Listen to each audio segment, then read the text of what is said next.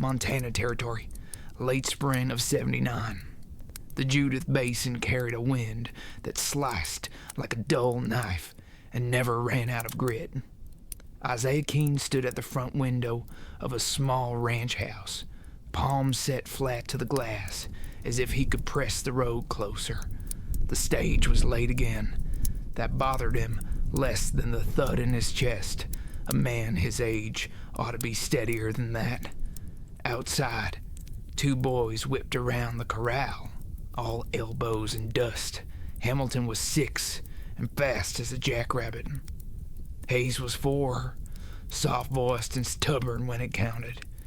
They whooped at nothing at all, the way boys do when they still believe the world won't bite. Isaiah didn't call them in. The talk he needed to have was for later. He felt the letter in his pocket, creased, worn, and read too many times. His own rough writing had gone clear to Ohio and somehow come back answered by a woman he'd never seen. He had not set out to beg, but winter had killed his wife in less than a week, and grief had taken a long hold of a house that was never meant to be quiet.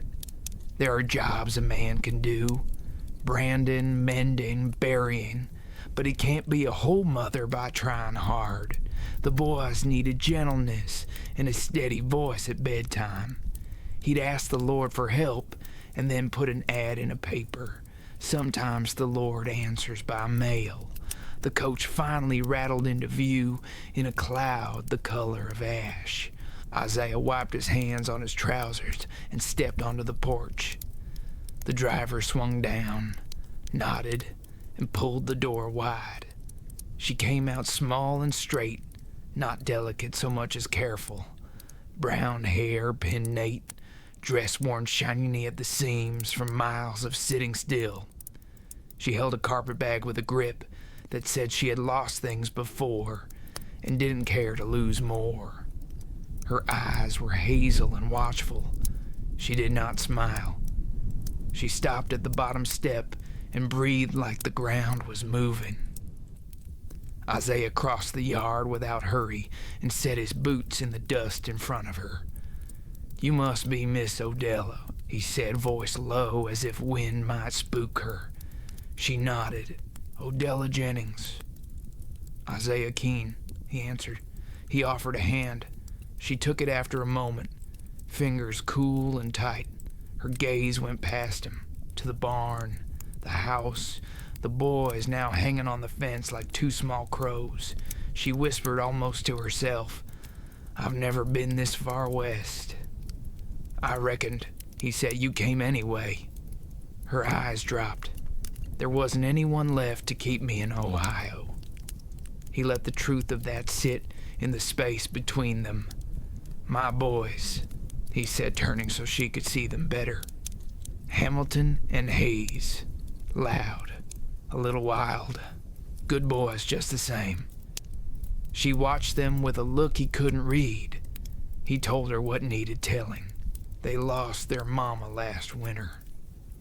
She didn't ask questions, just stood and breathed that wind like she'd have to learn it one swallow at a time. "You're welcome here," Isaiah said. "We can take this slow." Her face shifted, fear giving way to something that looked like backbone. "I will do my best." "That's plenty," he said. He reached for her bag.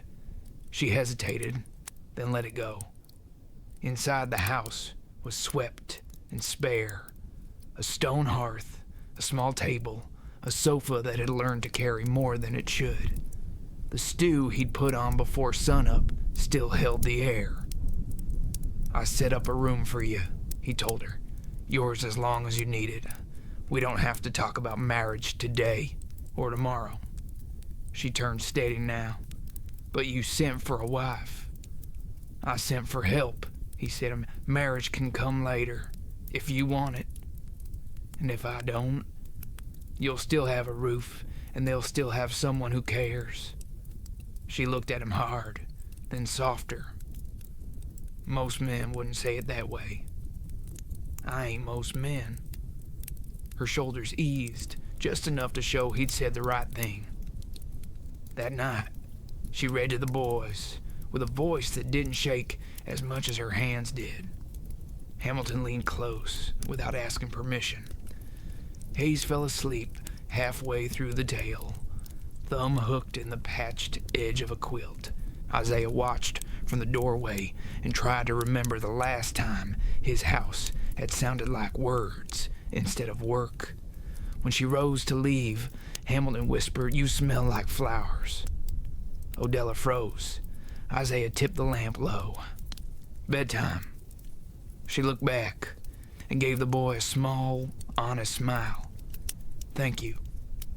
In the kitchen, she stood quiet, fingers on the counter as if taking the measure of their life. "I am frightened," she said barely above a breath. "I know," Isaiah answered. "Children are new ground. We'll walk it together." Her chin lifted. "Why are you kind to me?" "Because I know about losing things," he said. "I won't make you earn a soft place to stand." They didn't say much more. Before he turned in, he set a bar of lavender soap on the quilt in her room and left the door latch easy. Outside, the wind worried the hills. Inside, for the first time in months, the house felt less empty. Dawn came pale and patient. Odella rose early, braided her hair, and found the kitchen the way a person finds a creek by sound. She tied on an old apron and worked without fuss. Cornmeal, eggs, lard, the kind of breakfast that keeps a day from slipping down. When Isaiah stepped in from the lot with dew on his collar and a pail of milk in his hand, she looked up but didn't startle. "You're up early," he said, setting the bucket down. "So are you," she answered. "Cows don't wait." "I hope you don't mind that I started." "Don't need to ask," he said. "Smells right." The boys tumbled in. Milk spilled. She wiped it. No scolding, just another cup. Isaiah leaned against the doorframe and watched her move with the care of someone who has taught herself to do things once and do them well. After breakfast, he took the boys to check the chickens and walk the fence. She stayed and scrubbed the skillet, then opened the windows and let the morning in. There was dust and wood smoke, and under both, a thin note of lilac from the bush by the back step. By midday, she had her few things set in place: a Bible, a small mirror, a tintype of a woman who had her jawline, but different years. When Isaiah asked if she'd help stack wood, she followed him to the barn, sleeves pushed, hands learning his measure of stove length. He split, she stacked. The rhythm was steady and honest, like two strangers learning the same tune. "I never lived under this much sky," she said at last. "You get used to feeling small," he told her, pausing at the swing's top. "Sometimes it helps." She kept stacking. The work put a little color back in her. Evening brought mending and quiet sounds, the scrape of a harness buckle, the click of a needle, the whisper of boys inventing stories with carved animals. When the stars came out, Odella stood at her window and looked long enough for them to look back. On her pillow she found two drawings: a woman in a triangle dress and a lopsided horse with her name spelled the way a 6-year-old would guess it.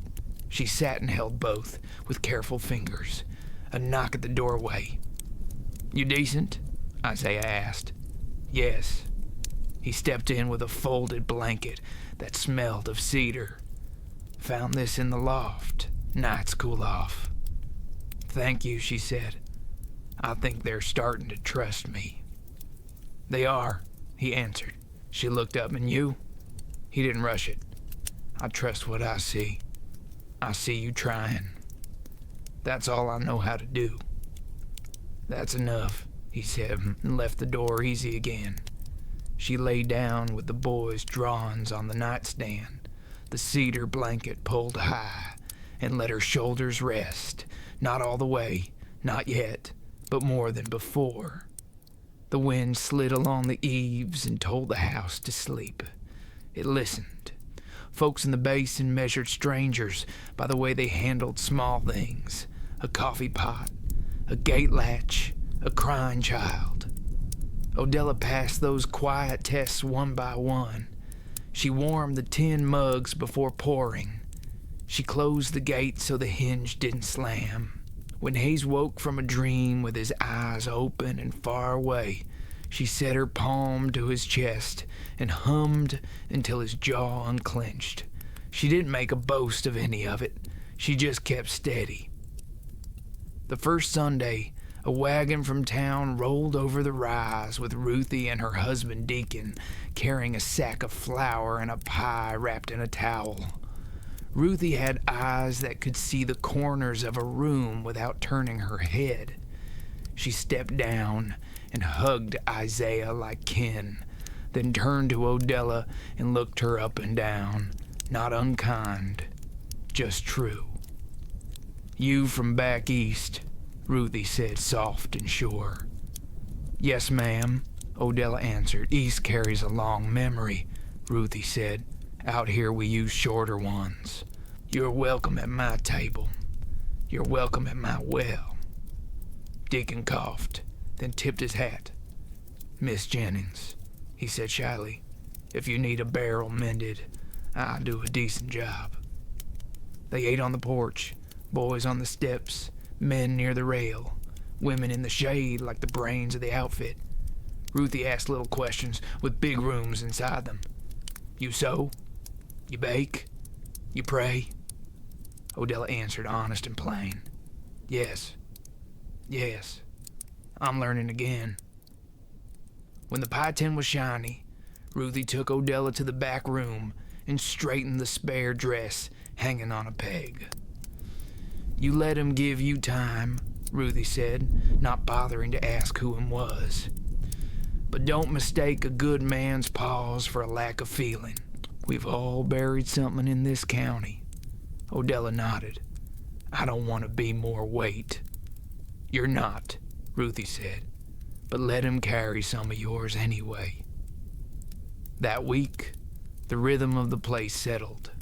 Dawn started with the kettle, then the yard, then the boys' lessons at the kitchen table.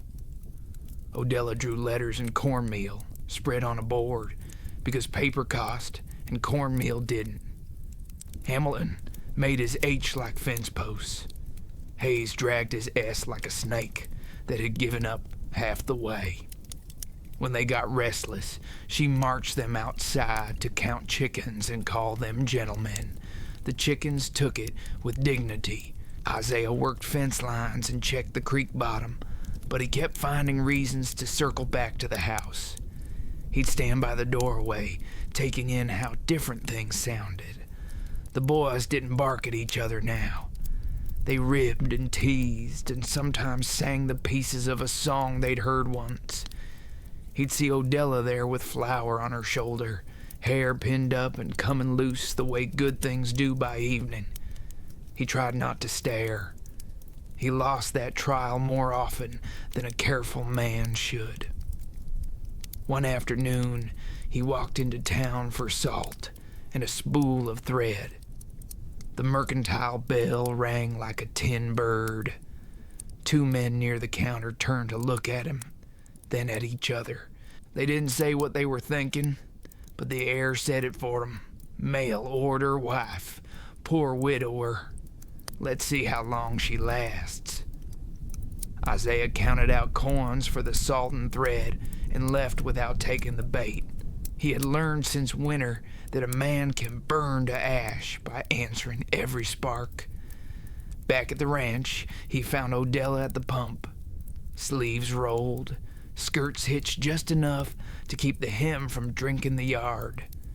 She was washing the boys' shirts, soap on her knuckles, sun on her face, a smear of blue on her wrist where Hamilton's shirt had bled while she scrubbed it clean.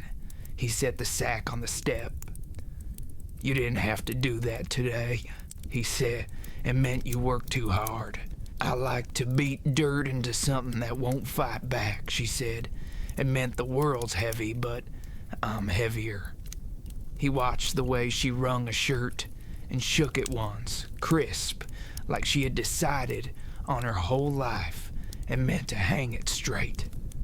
That evening, they ate meat and beans with a bite to them. Hamilton boasted he could handle heat like a grown hand. Hayes stuck out his tongue, then laughed at himself. Odella set a jar of cool well water on the table and smiled. Isaiah felt a tug in his chest that wasn't grief. It startled him enough that he pretended to study the window. After the boys were put down, Isaiah fixed a loose step on the porch. Odella sat near with her mending basket like a small boat. He set the hammer aside. "I owe you something," he said. "You owe me supper tomorrow," she answered. He tried again. "I mean for coming." She considered, needle halfway through a seam. "I came because you asked honest. No prettying up. You said help, not rescue. That matters." "I didn't want to build a house on a lie," he said. "Oh, good," she replied. "Houses like that don't hold in wind." They let the quiet turn sweet. Crickets. A horse blowing toward the barn. The sort of sounds that sit with you like kin. Days slid forward. Odella found her way with the stove and the storeroom, and the strange names of hills. She learned where the prairie dogs chirped warning and where the cottonwoods pooled light before sundown. She laughed once when the old rooster pecked her boot, and then apologized to it out of pure politeness. The boys began to run to her without checking whether it was allowed. When the first hot spell broke, a storm rolled low over the far rim. The wind had a wet edge to it. Isaiah stood in the yard judging the sky. "We'll get a lick of lightning," he said. "My stove what'll blow."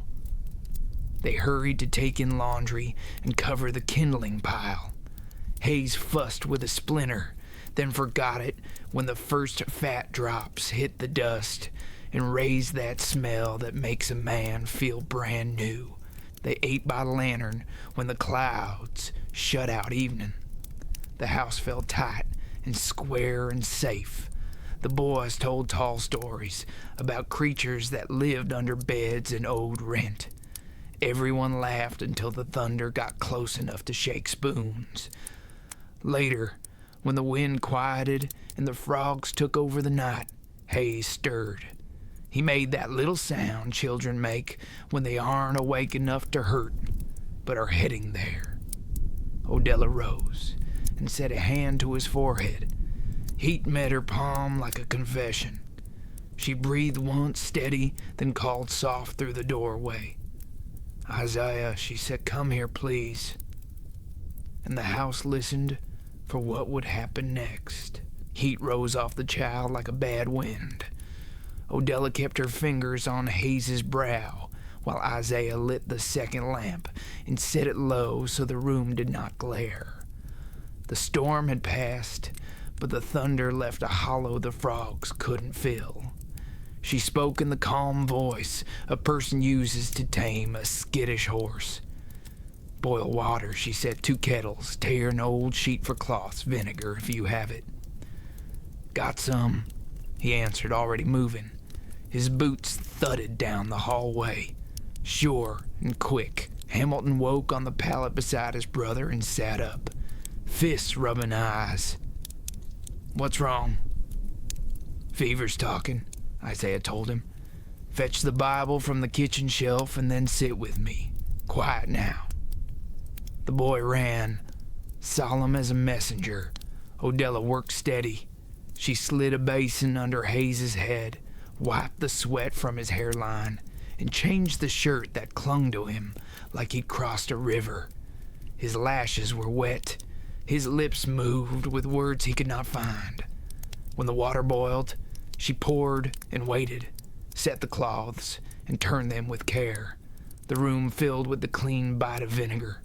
She whispered numbers to keep her hands honest. 1, 2, 1, 2. Isaiah knelt on the floorboards, the book open to a psalm his wife had favored. He tried to read, voice rough at the edges, but the words blurred after the first lines. He closed the cover and rested his hand on the boy's small back. "Lord," he said, as if the ceiling might lean in to hear, "you know we've been through enough. Let the fever break. Take it into the night, where it can't find its way back." Hamilton listened, jaw set like a man's. Odella glanced at him and saw courage standing on legs not built for it yet. She gave him a task. "Fold that blanket and bring me more cool water." And he did it like he had been promoted. The hours stretched the way dark hours do. Odella learned the pattern of the fever's rise and fall, the way haze whimpered just before it flared inside when the cloth first touched his skin. She kept water moving, and the window cracked to let night air help. She told the child a story about a little colt that didn't know how to pace itself, and how the old gelding taught it to breathe slow. Hayes didn't answer, but his hands unclenched for a while. Isaiah took shifts by the stove and then at the bedside, passing into a hush that belonged to both of them. Their shoulders touched once as they bent over the basin, and neither moved away. You can speak a lot that way without saying a thing. Toward the gray edge of morning, the heat faltered. Odella pressed fresh cloth to Hayes's neck and felt the change. It wasn't dramatic. It was a door unlatching. She watched the pulse at the boy's temple ease, and then, as if the prairie itself exhaled, the fever let go. Hayes slept hard and honest, mouth open like he'd been running. "It's breaking," she said. Isaiah set his hand to the boy's chest and felt the small, steady thrum. He did not cry. His eyes went damp and stayed that way. He eased back and sat on the floor with his legs crossed and his head tipped to the bed frame. He laughed once, short, disbelieving. "Thank you," he told the Lord, and then again to the woman beside him. "Thank you." Odella went soft at the knees, only after it was safe to do so. She sat too, back to the wall, skirt puddled, cloths cooling in the basin at her feet. Hamilton slid down next to his father and put his head against his arm. The three of them were quiet around the sleeping boy until daylight sorted itself fully and Courage didn't have to wear a costume anymore. By noon, the house smelled of broth and soap. Hayes woke hungry and hoarse. Odella fed him with a spoon, small and patient.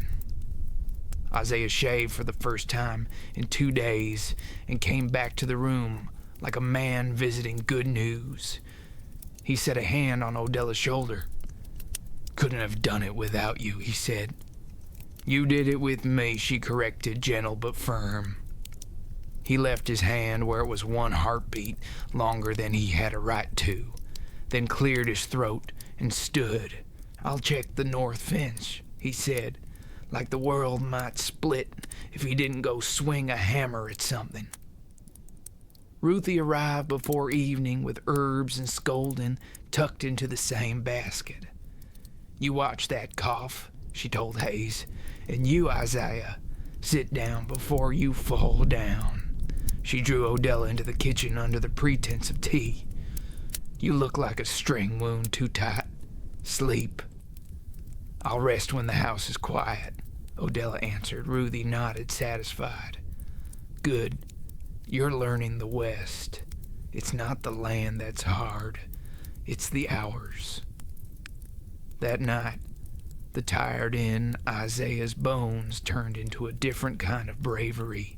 After the boys drifted off, he stepped onto the porch where Odella mended by a lantern. The storm had rinsed the sky. Stars crowded close like cattle at a gate. "I've been thinking," he said, thumb pressed along the hammer handle he hadn't realized he was holding. "So have I," she murmured, eyes on the neat path of her thread.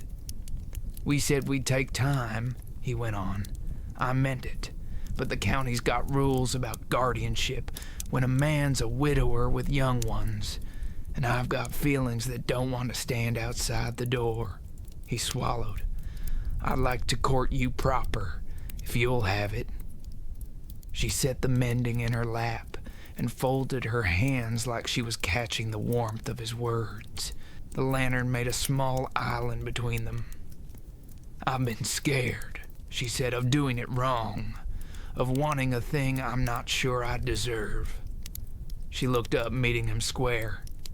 "But I want the boys, and I want this house to be home, not a stop along the road." "We can make it that," he said, calm and sure, the way a man tells a horse the bridge will hold. "You'll have to be patient with me," she warned. "I'm decent at waiting," he answered, just not at wondering. She smiled, the kind that starts small and ends up changing the air. "Then yes," she said, "let's court me proper."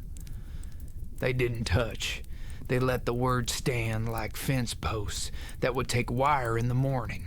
He told her good night, and she said it back, and both of them lay awake for a while, feeling the future shift its weight on the far side of the door. In the days that followed, they found a ritual that felt like growing.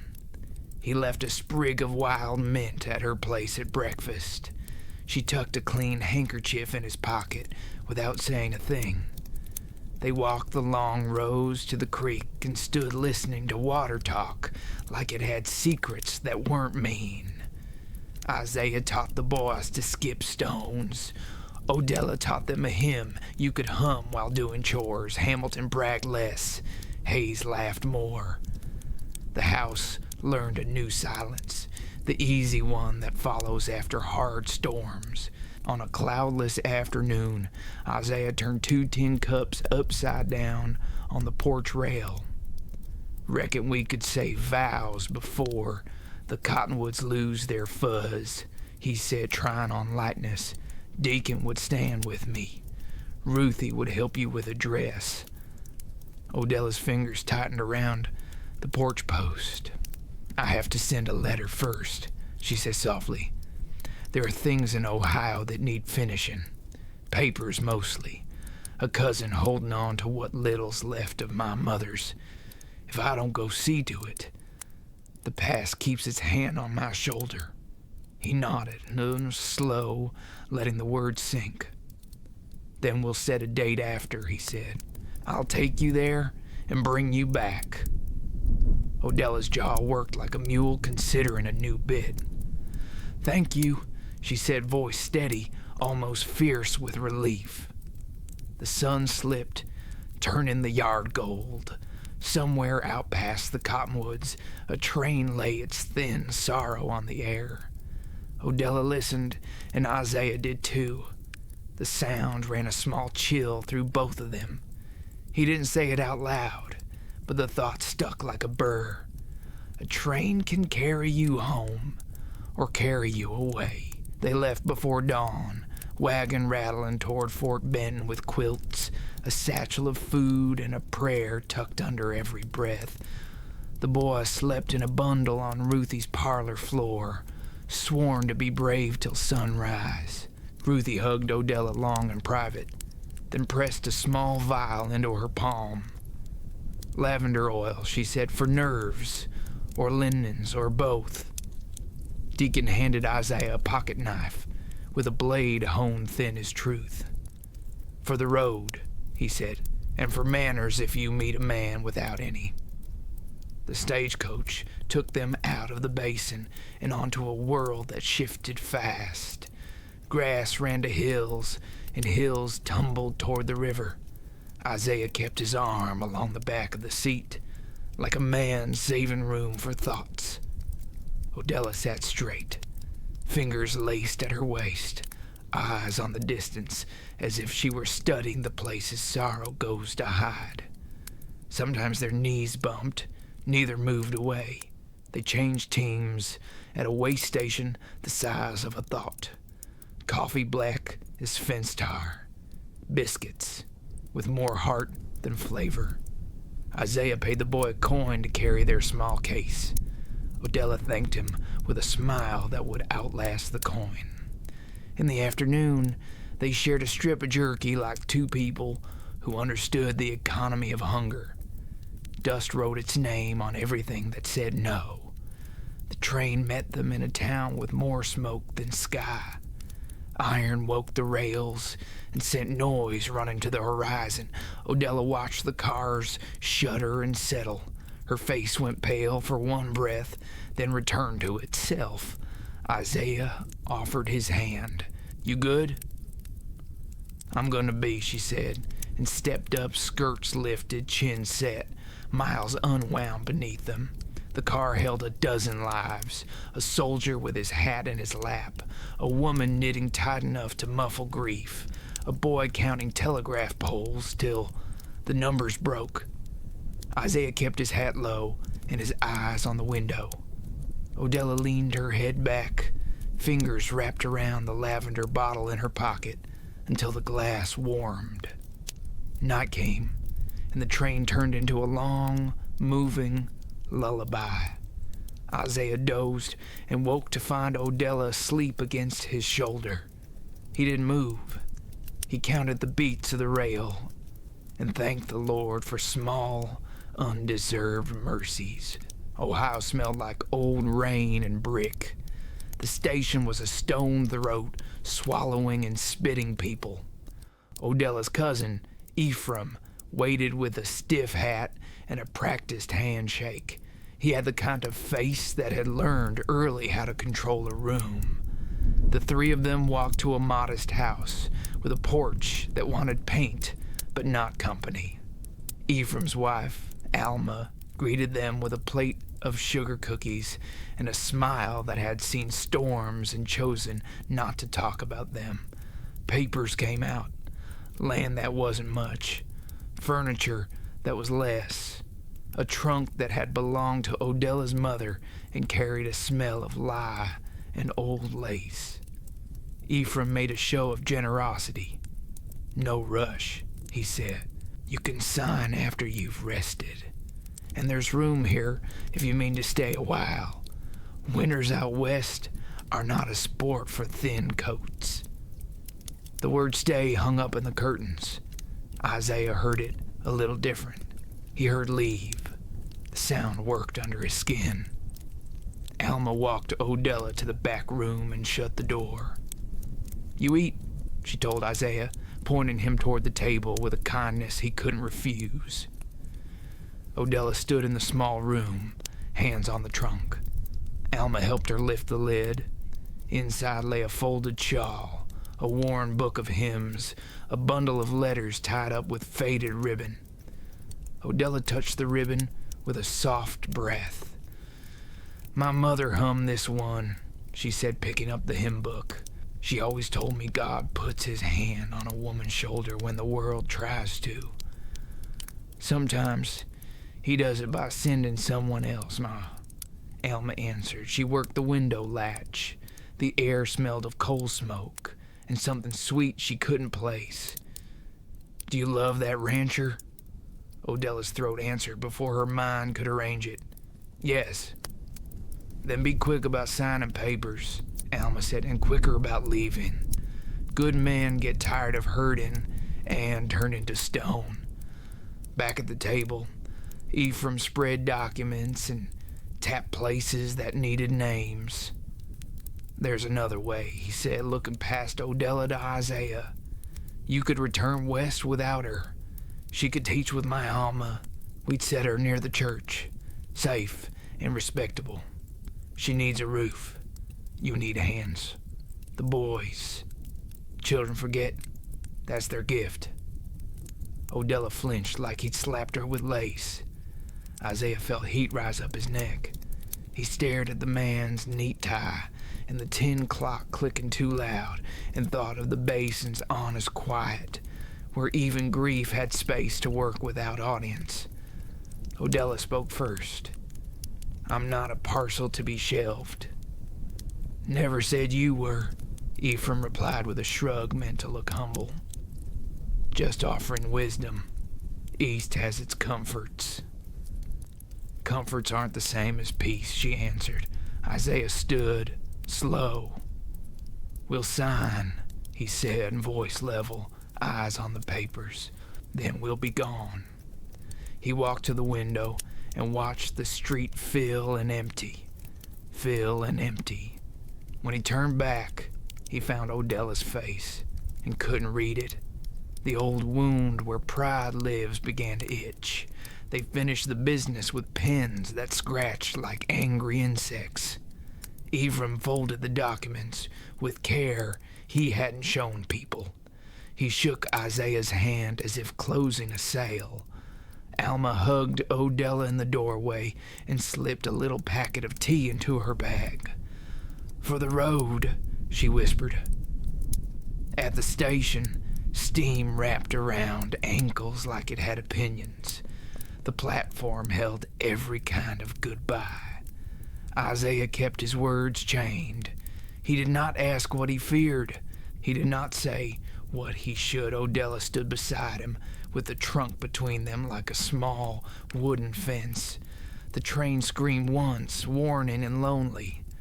A whistle will tell you what the heart won't. "Isaiah," she set fingers on the trunk handle. "There's one more paper to lodge at the clerk's window. I'll be quick." "I'll wait," he answered. She went. He stayed. Minutes turned into too many. The whistle cried again, and men began calling last names like prayers. Isaiah's chest tightened.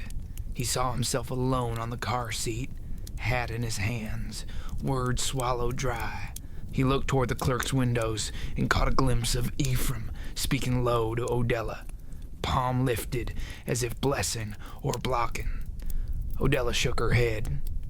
Ephraim leaned closer. Isaiah's jaw set. He took one step forward, and then another. Odella turned, eyes hunting, and found Isaiah through steam and strangers. She took the trunk handle with both hands and pulled. Ephraim said something Isaiah couldn't hear. Odella didn't answer. She ran. The train let out a second cry. Isaiah reached for her, and the platform bucked with bodies moving, choices rising, time refusing to stop. Steam turned the platform into a foggy ravine. Odella shouldered the trunk like it weighed a winter. Isaiah cut through men and smoke, boots hitting boards that trembled under other people's goodbyes. They met at the edge of the open coach door. Breath struck short. For 1 second, neither spoke. Then she shoved the trunk toward him and set both hands to his coat, like she was hanging onto a cliff. "I'm coming home," she said. The words hit the space between them like a bell. He took the trunk and set it on the car step, then reached for her elbow. Ephraim called her name, voice polished and firm. She did not turn. A porter yelled, "All aboard," with a voice like an anvil. Odella climbed first, Isaiah behind, and the train took them whole. They sat without touching. Sometimes that's the closest two people can be. The window gave them rolled fields in the tender ache that follows hard decisions. Isaiah kept his hat in his lap, like he owed it reverence. Odella sat with the hymn book open to a page her mother had liked, words she knew by breath more than by eye. When the first shock of leaving let go, she said it plain. "He told me I could stay," she murmured. "Said comfort is a roof and a schedule. He doesn't know how a quiet house can still shout at you. He doesn't know your boys." Isaiah stared at the dark space where the car floor joined the wall. I heard stay and thought leave, he admitted. I should have asked instead of letting pride do the talking in my head. You waited, she said, and I ran. She smiled at her own truth. Seems we met in the middle. Night folded over the plains. The train's rhythm laid a steady hand on their shoulders. At a small station, they traded seats with a couple bound east, and an old man with a scar across his cheek tipped his hat to Odella. "Safe travels, miss," he said. She nodded, feeling the weight of the words settle the right way for once. They reached Fort Benton at noon the next day. The basin air moved different, wide and honest. Isaiah's wagon took the ruts like it remembered their shape. Ruthie's house came first, because some news has to be said on a front porch. The boys burst out in their stockings, hair wild, faces brighter than any Sunday window. Hamilton hit Isaiah first, and then tried to act like he hadn't meant to. Hayes flung himself toward Odella and stuck like a burr. "I kept your drawings by my bed," she told him. He nodded fiercely, as if he had been holding the whole house up with his small shoulders and could finally put it down. That evening, they ate a welcome home supper that tasted like relief. Beans slow-cooked, bread with a brown crust, a peach pie Ruthie swore she hadn't meant to make, but the fruit got nervous and jumped into a pan. After dishes, the talk turned gentle. Deacon cleared his throat. "Say the word," he told Isaiah, "and I'll stand beside you on a day with vows in it, Ma." Odella looked over her cup. Isaiah's answer came quiet as a promise. "We're ready." Word went through the basin the way sun goes through cottonwood fluff, soft and everywhere. Men who'd kept their hats on at funerals took them off to whittle a wedding peg.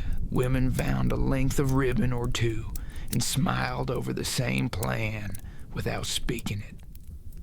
Ruthie fussed Odella into a dress sewn out of the good parts of two old ones, new enough for hope, old enough to feel like truth.